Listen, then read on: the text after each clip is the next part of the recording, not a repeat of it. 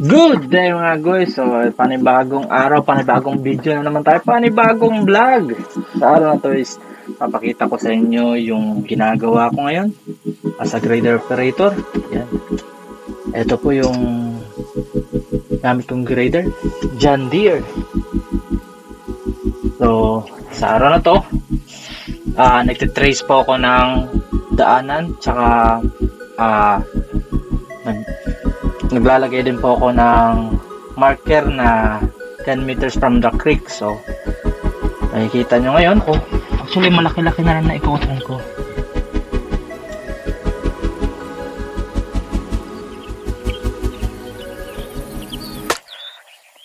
So wala pa gumagawa rito mga guys. Yan, tracing pa lang din ako sa daan. Mahirap to kasi gawin kasi madamo. Ito yung mahirap sa pag gine-grade mo eh. Masarap, maganda sana kung bulldozer ginagamit ko. Madamo. So kita nyo naman ang kapal ng damo. So reflex ko lang yung unit ko.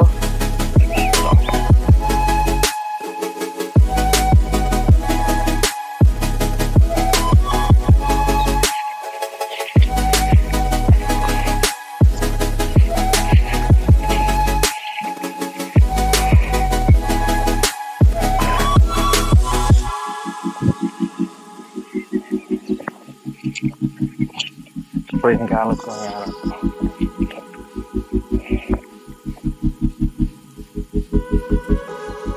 Yan.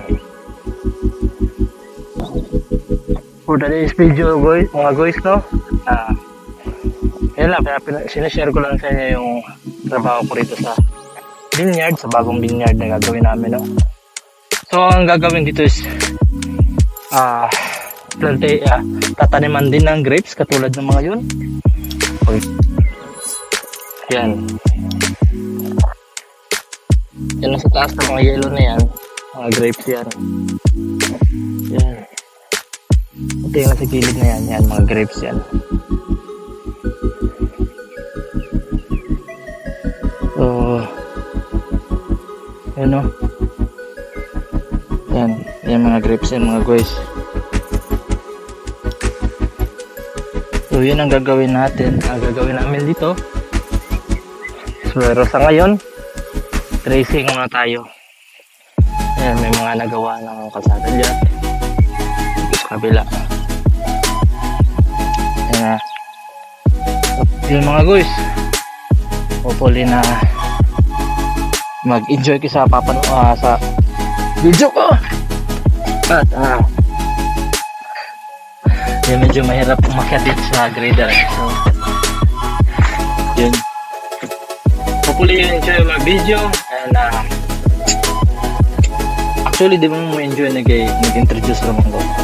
So this is one of the job here in New Zealand, especially kung nagtrabaho ka sa earth moving.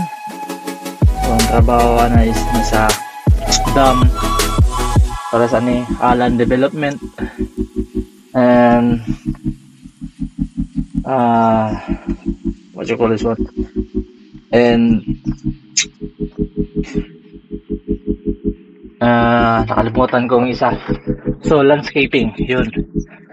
So pag sa engineering construction ka naman, andun sa civil engineering construction ka naman, mga trenching, foundation, yung mga hukayin mo. So sa pipeline. So iba-iba talagang trabaho ng isang machine operator, no? So yun yung mga guys. Thank you for watching and shout out sa lahat, no?